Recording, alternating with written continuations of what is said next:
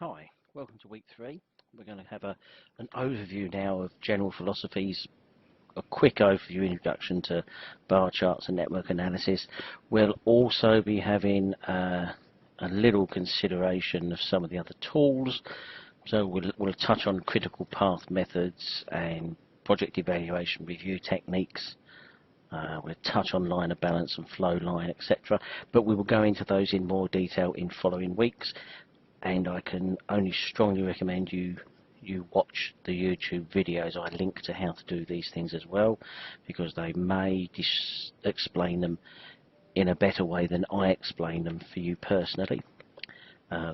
Feel free to go and Google and search YouTube for anything you want to on these. There's a lot of extremely good project management tutorials or lectures on YouTube. Quite a lot of universities publish them for you, so feel free to go and have a go. I don't mind you going to look at those at all.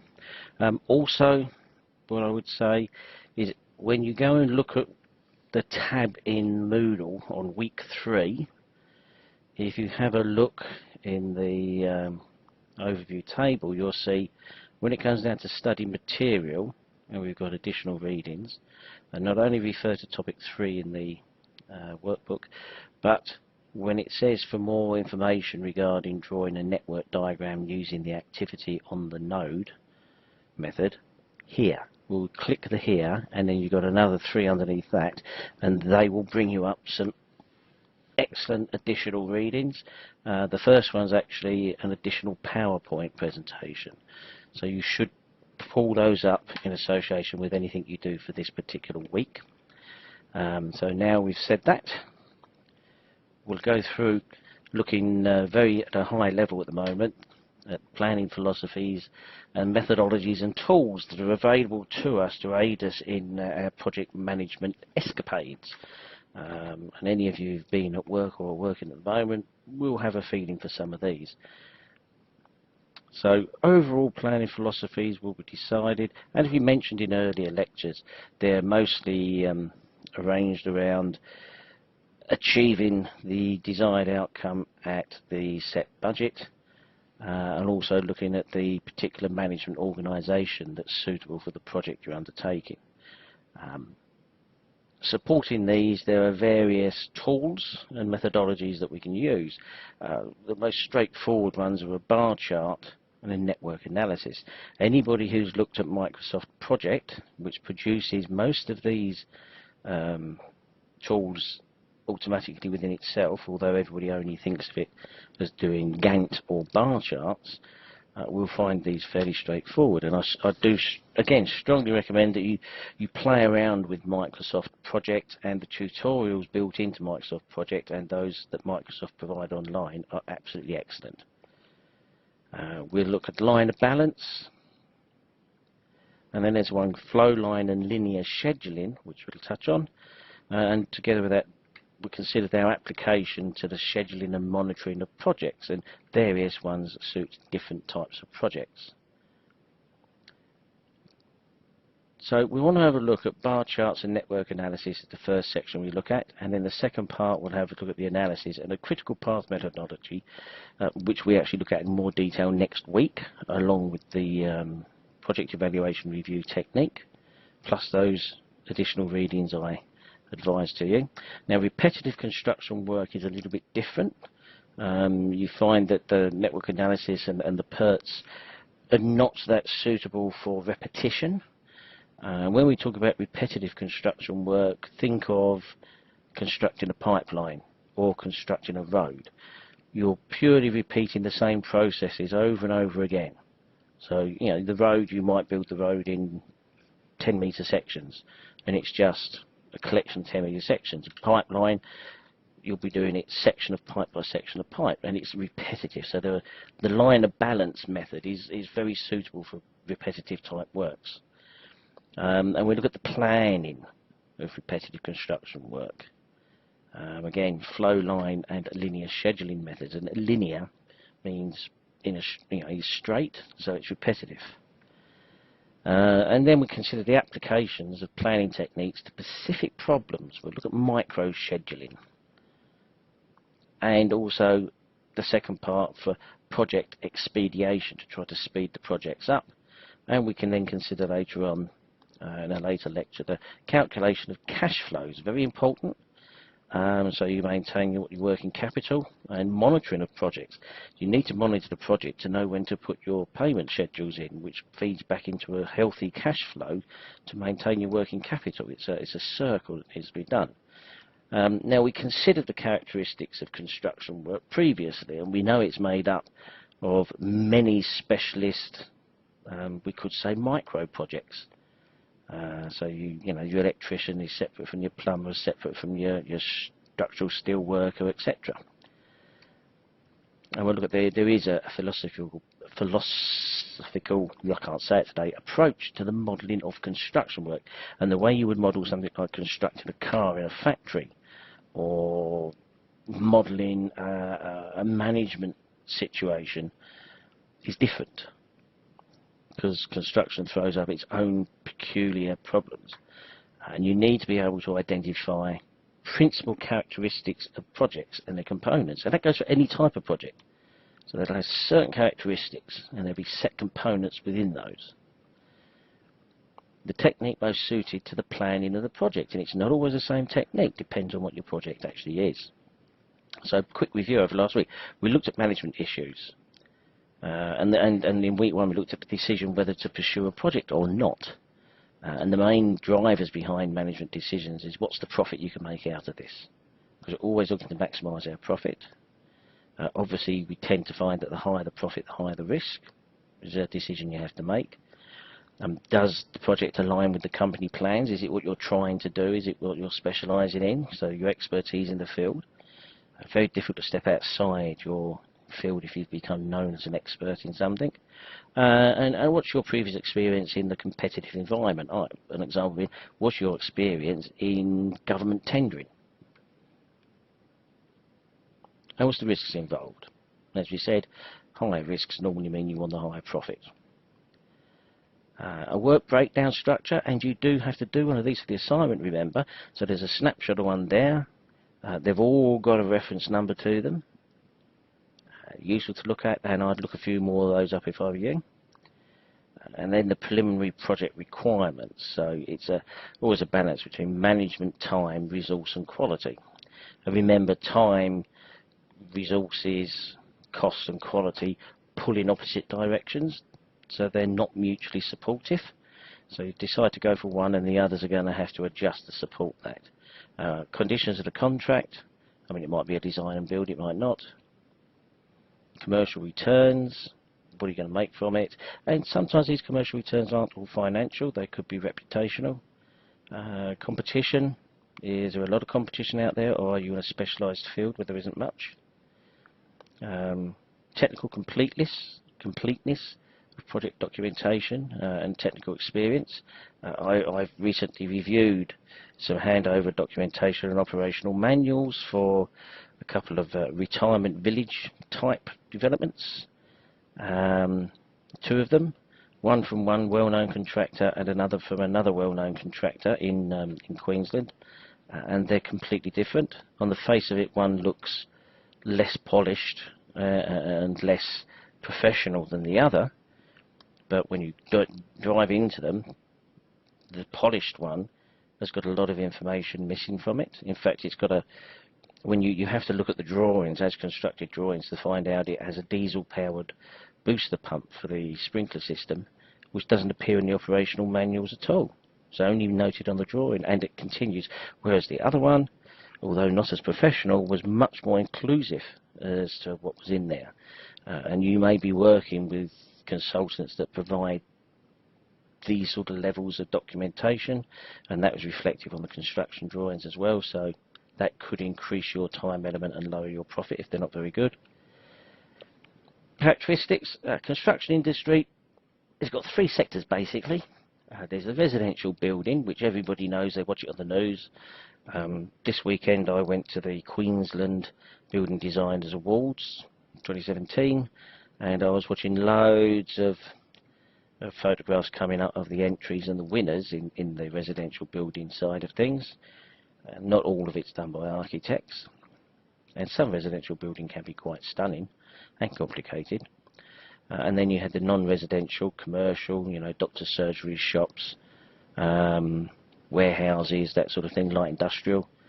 And then you get into the engineering construction. You're getting into your infrastructure, your roads, your bridges, your tunnels, culverts, all of this sort of stuff is included.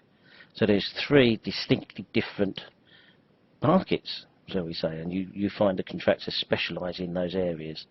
To a certain extent, construction projects are a unique combination of interrelated tasks. I apologise for the American spellings cropping in here. That shouldn't be a Z utilised. To produce something. So we've got all these micro-specialisms being brought together, which weighs very heavily on the communication necessary. So we end up with a unique, the interrelated tasks, and then we get to the life cycle. So different construction projects have different life cycles. So some things wear out quicker than others, and a design should allow for the replacement of those things which wear out quicker. Normally it's internal things that wear out. An office carpet should last you about 10 years. A colour bond roof is guaranteed for 25, and you normally get probably 35 to 40 out of one before it really needs to be replaced. So everything has its own different life cycle. So we're going to categorise building projects into two. Into single housing, some commercial buildings, and engineering construction. So these are the one-off, these are the bespoke, independent projects. They're undertaken in a sequence that's dictated by the completion of one or more tasks. So you do task A, and then you do task B, task C, and you normally find task B can't be done until task A is finished. It's logical. And then there's the mass housing developments. And most commercial buildings and engineering construction projects are repetitive, and they're undertaken many times during the project's execution. So you're getting into this repetitive, linear nature of construction. You're being able to almost take on a production line view of these mass projects. Characteristics of projects: uniqueness. So the highest unique thing you could probably think of would be the International Space Station, as we got pointed up there. And as the uniqueness falls, they drop down. You can find contractor building houses, could be a little unique, but see, the space station's highly unique, but it's a single event. It's a one-off. As you start to drop down, say you've got motor car manufacturing, well, the number of units, it becomes repetitive. Of course, the most repetitive I could think of was manufacturing coins in the mint. So you can see where they can overlap there, but as you see, the more repetitive they become, the less unique they are. And different approaches and models have to be used for managing these.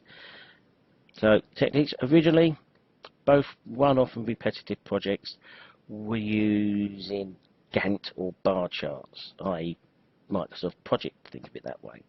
And the technique is still widely used today. In fact, in my experience, it's really the only thing that I've really come across in 30 years.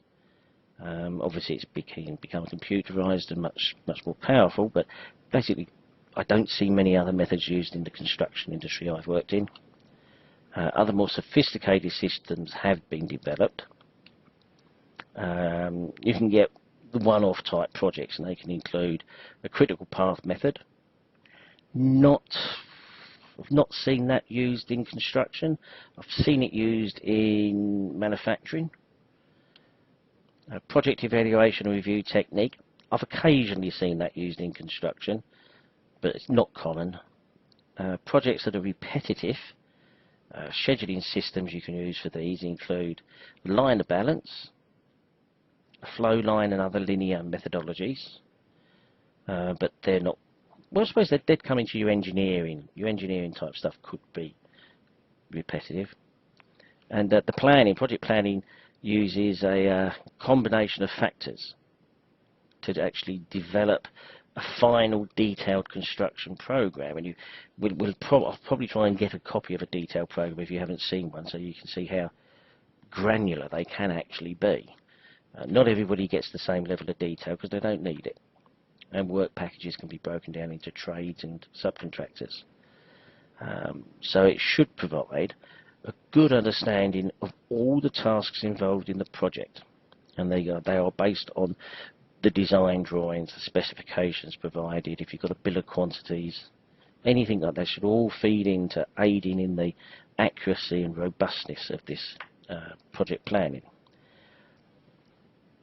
You need extensive experience with the different types of construction, and you need a good founding, a good solid understanding of the durations involved with each. And this comes, you can get published data for this, but most of the time it's reliant on previous projects that have been analysed. So, you know, a concreter will know how long it takes to pour a concrete floor and for it to cure, whereas the architect and engineer may not be quite as accurate as the concreter because he does it all day long. And that will go for every trade and specialisation. And you need a good understanding of how these different tasks relate or interrelated to each other. Predenses and dependencies. I can't say it tonight. What has to happen first to allow the next task? Not all tasks are interdependent. Some can run parallel, but the majority rely on something being finished first. And understanding the effects that variables like the weather or a lack of labour or a lack of the right skilled labour, you could even add in there shortages of materials, can have on a project. They can be quite substantial. Weather is it's supposed to be fairly predictable, but in the last few years we've had a few strange weather events coming through which have caused quite a lot of a problem, especially heavy rain and flooding. So bar charts and network analysis, this is the first part of them. Go and download those additional readings underneath the week 3 tab. Planning methodologies, so you can use a bar chart method. Simple. That will develop into the Microsoft project Gantt chart. And we tend to use that one mainly. Network analysis and the critical path methodology again. We look at the principles of the analysis. We'll look at how you produce the network, how you use it to aid in your scheduling decisions, and also in the resource scheduling, and to comment on the scheduling methods, the different methods. You want resource scheduling because you don't want a specialist contractor on site before he's needed, because you'll be paying money while he stands around. So you tend to try this just in the nick of time, you know, system. So they're very, very simple bar charts. You've got activities there, 1 to 7. I mean, that could be foundations, walls, floors, roofing. You know, that will be the logical list of the activities needed, and they'll be in the right order. And then you work out that we think number 1's going to take 2 weeks. And number 2 can't start till number 1's finished, so then there's a few more weeks there. So, and you can see where the time is now at the minute. We're in between week 7 and 8. So bar charts are the easiest to understand. They're the most widely used for a planning tool, normally in the form of a Microsoft project or something similar. The one below shows the activities, as I said, a start, duration, and a finish, finishing at the end of week 16. Each activity is dependent on the previous ones to finish, except for 5 and 6. Level of detail depends on the use of the plan. Obviously, more complicated projects need more detail, especially if they're heavily serviced buildings like a hospital or something. Also shows a bar chart being used as a progress control chart, because we can see what the time is at the moment, so we know where we are. A second bar, the black one, is superimposed on the lower section of the main one, showing the planned time to integrate progress of each activity. So the black bit is how far we've got.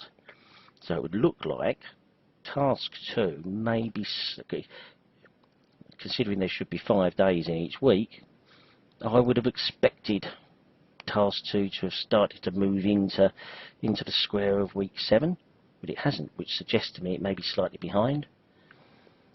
There's a slightly more complicated one, a linked bar chart and a resource aggregation chart. Obviously it's come straight out of the textbook, so don't forget, go look at the textbook. Vertical lines indicate dependency between activities. And there's a float. Broken lines indicate the float. It gives you a little bit of leeway. That's your buffer. But that one's better explained in the textbook. This is getting closer to a Gantt chart. The bar chart and the resources aggregate charts, they're useful for estimating the work of labour, hours and machine hours. And we know, you normally hire your machine so much per hour, so you can work costs out. They're a good way of communicating between the engineer and the foreman. The engineer can do his detail, the foreman can see it quickly and easily. It's not too complicated. For a real small project or short-term program, of a large project, it's most useful. You'd probably only do one of these if you were putting up a Titan shed, maybe. There are drawbacks to them, especially for construction, if they're built for that. If it's produced manually, which people tend to do them manually because they're so simple and quick, constructed on paper, or maybe you try to do it in Excel, and it's not as a byproduct of a computer system, then you're limited in size, it gets ungainly, it's difficult to update or schedule. If you use a proper system, then they'll update automatically for any change you do. The network analysis, it's got advantages being able to manipulate the data by holding the data in computer files into software. The planning data of the network is linked through the logic that defines the relationship between the activities. So there's a link there all the time, so they know what has to finish before something can start. So a change to one bit of data flows through all of it. In addition, to produce the process network plan, they're more clearly defined and they're self-contained. They offer a much more rigorous approach to planning complicated operations. Very complicated operations, normally with services and stuff like that going in. So the steps to producing a networker must list the activities accurately and in detail, in a logical sequence. So you need to show the logical relationship between the activities. So you may have to excavate first. And would you cast the concrete second? No, you've missed out putting the reinforcement in. So it's excavate, reo in, concrete. So they need to be in the right order. And obviously you can't do anything until your foundations are in. And that will go the same for everything else you do. Assessing the duration of the activity lets you produce a schedule. So you can put a time to everything you do. And eventually that all adds up to the full project period. You need to be fairly conservative with those times. Don't try to be silly and think you can do things like Superman, because there will be little traps waiting for you that you've not thought of, and they'll throw you completely off schedule. And you need to rely on a lot of experience, and historical knowledge of similar projects or similar buildings in similar locations are very useful for this. And you can then determine the start and finish times of every activity, and if you've got any float available. Also allows you to work out a schedule for when materials need to be delivered and when subcontractors need to apply on time. And you can assess the resources required. Sometimes you can put more labour on a site and finish a bit quicker, although more labour means you're paying more in labour rates, so there's a cost implication, but you can reach that critical point where there's too many people on site and they get in each other's way, and then you get a diminishing return on that investment. The sort of activities that you can come across, they're basically classified. Predecessor activity, activities that must be completed immediately before the start of another one.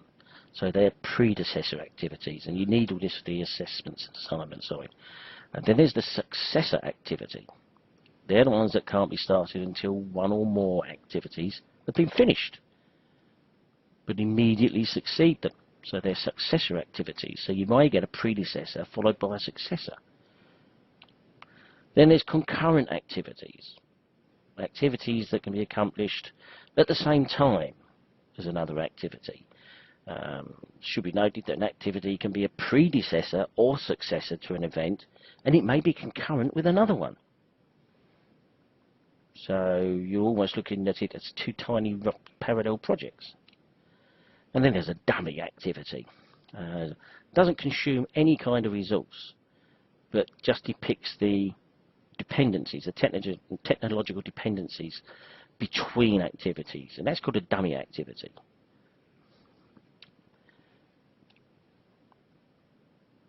So there we've got some activities A, B, C and D running between their nodes. It's represented by an arrow, and it's called an activity on the arrow approach. The nodes are used to connect the arrows. The nodes don't represent anything but a connection point. So you can see which way. So A has to go to the node, and then C follows A. And then B goes to its node, and then D follows B. But there's a dummy connection between the central nodes there. So activity C is dependent on A and B being completed. It's A and B because there's that dotted line connecting the ends point of A and B. Activity D is dependent on A and B being completed. Activity D is dependent only on B being completed. Notice the direction of the arrow on the dotted line. It's not pointing backwards towards B and D. So a dotted line, broken line, it's not an activity, but it just shows you where there's a logical link. So A and B have to be finished together before C can start. But D can follow straight away from B. Sounds complicated. One of the web videos shows it quite well. And there's an example of a fairly popular form of one. The activity on the arrow we just looked at, and the activity on the node, you can see in the video in the handouts, the extra handouts I told you to click on. Sequencing the activities.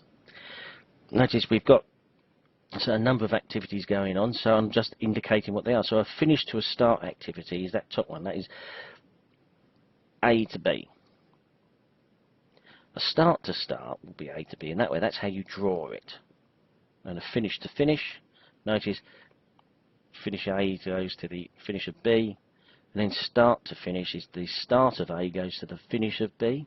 Notice the left and right hand sides of the box that it goes to. There are limitations, especially when we're looking at construction and that involve. If you've got complex relationships where there's a lot of activities dependent on each other, especially with those inter-dummy links between them, and there's a lot of constraints, you've got to use specialist labour, subcontractors, specialist plant and equipment, it can get complicated. Not suitable for highly repetitive activities. We mentioned if they're prepared manually, they're not very good because they don't update easily. And if you've got any questions, put them on the Q&A forum. I'll leave you with another one of the photos, Stanford Hotel in Brisbane. One of mine again. But you must go back and you must download those additional items of work in the week 3 tab and watch the network diagram video. It's a really good video on it. And if you go down to week 4, I've allowed you to be able to see the PERT and Gantt charts, the project crashing example, which we're talking about next week a bit more, and the overview of project crashing as well. So look at the overview and then follow the example. Now, I hope that's keeping you on track. I haven't had many questions about the assignment so far, so we'll see how we get on. Look forward to talking to you in the tutorial this week.